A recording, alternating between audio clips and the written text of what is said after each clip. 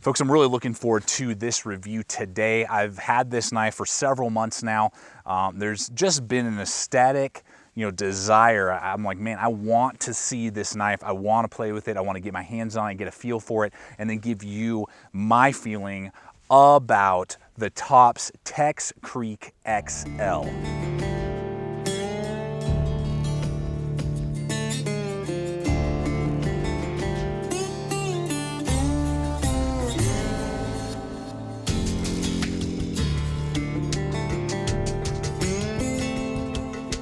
Now I got to tell you, out of just a purely aesthetic look, I mean, this knife has so many things going for it, as well as just the design of the knife and its size. I love this size range. It fits in a lot of my systems, about a 6-inch cutting edge, weighing right around 10 to 12 ounces, 1095. It fits a lot of systems for me. And so this Tex Creek XL today, we're gonna just get a real good feel for it. We're gonna thump on it like crazy. We're gonna talk through pros as well as cons, show you the positives and the negatives, and really discuss with you if this Tex Creek XL is a good mid-weight survival knife or camp knife, or if there are other knives out there on the market and that would fit better in some of your systems. That's what we're going to discuss today. That's what we're going to look at today with this field test and review on the Tops Knives Tex Creek XL. So let's go ahead, hop to it. All right, let's go ahead and give you some basic specs here on the blade itself.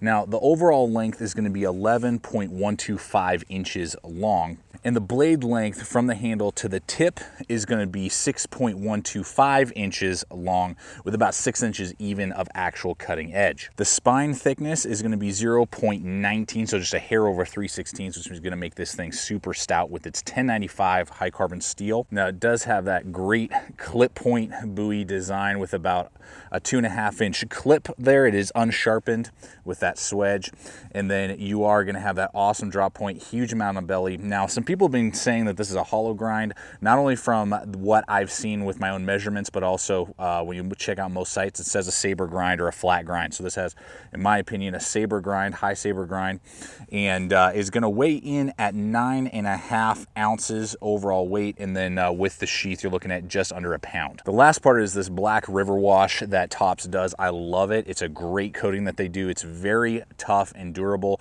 kind of shows off the heat treat, and is just super kind of old school and looks really classic. Now let's talk about the blade performance on this knife. And I got to tell you, first off, right out of the gate, this definitely has the capabilities if you are a soldier and you are really liking this knife. This definitely has a lot of soldier combat blade capabilities, not only because of the awesome clip point design, and that just makes me not only just really gravitate toward the blade, but also gives it a lot of strength in the tip, but also just in the fine edge capability is going to make it great to go through all types of nylon webbing and nylon material. Now, I could definitely see some people want to take this as a soldier knife, so how would it hold up against a piece of seat belt right here? Oh, awesome. Just flew right through there. Awesome. How about paracord? Like butter, easy. Super easy. All right, we got our 3/8 hemp rope. Let's see what this Tex Creek XL can do. Oh yeah, liking that a lot. Sweet. Now this knife weighs under 10 ounces, which makes it an actually really capable belt knife, in that 6-inch range, in the sense that you're not gonna really feel it, but it gives you a lot of blade length and a lot of capability.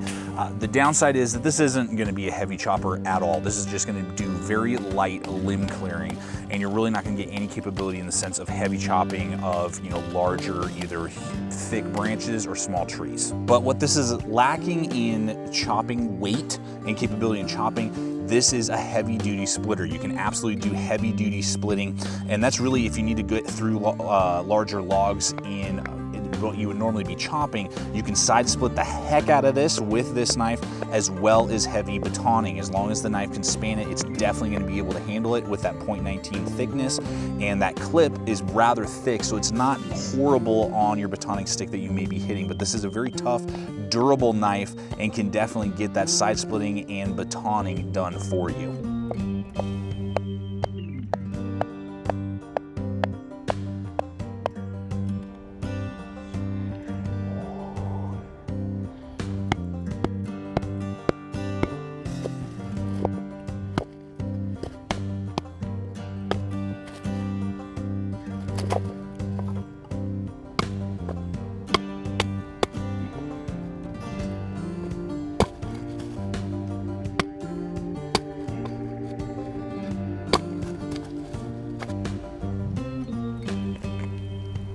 even though it can handle a lot of the heavier tasks and it is that rather thick spine, I am really impressed with the grind angles and edge geometry and toughness that the knife is holding. So it has great edge geometry, but it doesn't chip and roll the edge, so that this can do a lot of finer tasks around your campsite, bushcraft style tasks and tasks, notching, feather sticks, and food prep really well. So this does just make for a fantastic larger camp knife in a lot of those finer detailed jobs. This Tex Creek XL, it really excels at.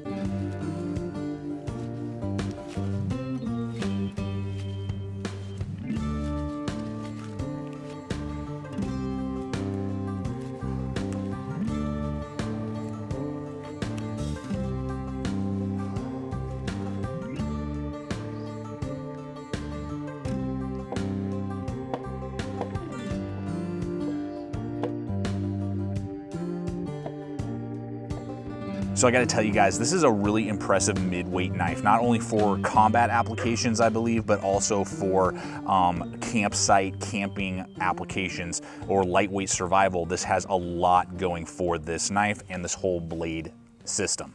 Now the sheath on this Tex Creek is very well done. This US leather is really well done. You can see here great stitching. I've had a couple Tops leather sheaths before. They do a great job.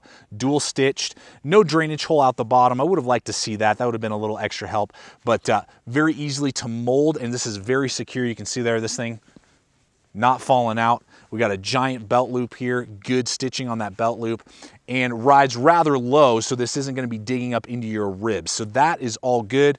Good retention on the leather sheath. So I'm really glad they didn't do one of their kind of crap job nylon sheaths that Tops is known for. But for me, my preference is always Kydex, so I would have loved to see a Kydex sheath on this. So for me personally, I'm kind of down the middle with the overall sheath setup, because again, I would have preferred Kydex. But for those of you who love leather, this is a great leather sheath. Really goes along with kind of the feel of the knife and is definitely going to get the job done. Really no need to upgrade unless you want to with this sheath. Well done, Tops.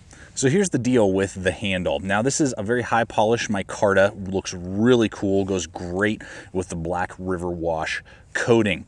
You got red liners with that steel in between the micarta and the steel, so it just gives it a really cool pop and an old world kind of classic feel, if you will. All of the edges have been really well rounded. It's very machined. It's kind of got hills around the bolts and then valleys in between. And again, just not, it doesn't feel blocky at all, just really contoured really well. And honestly, even this hump right here, which really splits my index finger from the rest of my hand really well, and with this jimping right here, doesn't really affect any of the ergonomics. They made it a lot blockier than say on the Tops Bob, which is good. It's not really sharp jimping. I would have preferred to have none there and none here, but Tops just really seems to really like their jimping. But even this jimping isn't bad, and even this hump right here doesn't really cause any problems. The issue comes into play with the length and thickness of the handle. That's really where the issue is.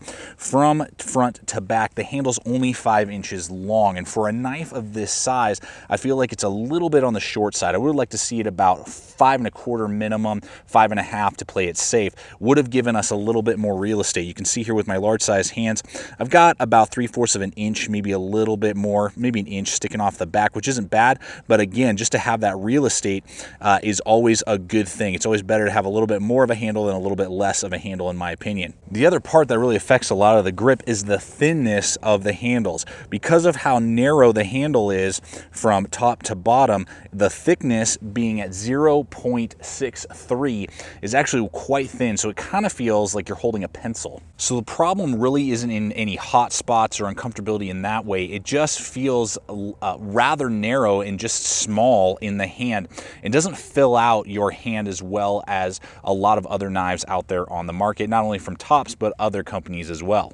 Now the price point on this Tex Creek is rather shocking. With the US leather sheath and all of the features that we have, particularly with their black river wash coating, obviously the micarta, and all of the detail that goes into this knife, I would easily expect this to be running around $150. But you can easily find this for right around $130 on eBay, Amazon, KnifeWorks, Blade HQ, those places, when they're in stock, which they're in stock on a pretty regular basis, you can easily pick this up for well under 150 bucks. So when it comes to price point, I really think that this Tex Creek XL, they really hit it out of the park and it is very reasonable.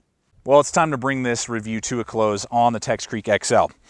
So now this is where I'm at, guys. I love this knife. This knife is awesome, with a caveat, with an asterisk. It all comes down to the handle, because this blade is epic. Everything about this blade is phenomenal. I love the clip point. I love the zero drop, or just maybe like 1 or 2 degrees. Love the black river wash. Love the capability. This knife can definitely get a lot of work done in the systems that I use. So I love that aspect about it. The handle, though narrow and just kind of crazy, that's really what comes down to. It's just kind of crazy. It's not uncomfortable. It's just weird in how narrow they decided to go with the design, instead of adding like another 1/4 inch of girth overall on the thickness. And then also just with the hump right here, the jimping here, none of it is bad. None of it really creates any hot spots in my hand. It's just kind of goofy. So this is by no means a bad knife, and by no means does it have necessarily bad ergonomics. I've had way worse handles that I have used on knives. This handle is very decent. It's just not quite as good in the ergonomics as, say, like the Top Silent Hero or say like an SE6. Those just seem to fill out my hand a little bit better and just don't have quite the craziness that this handle does. So I do love this knife. It has a lot of fun to it, has a lot of flair to it, and I would not write this off just because of what I've said with the ergonomics. I would say that this definitely, and if you could get used to it and you just kind of, you know, hey, this is a little bit different, and have that mentality going into buying this knife, I think you'll be actually really happy with it, and it will definitely stand out from the crowd. If you're looking for that epically perfect ergonomic handle, there's other stuff out there, not only from Tops, but other companies that are just gonna be a little bit more ergonomic without the craziness. So I believe Tops was shooting for the stars with this knife, and they landed on the moon. Hey, we're off the planet Earth. We've gotten way out there, way further than anyone else ever could imagine.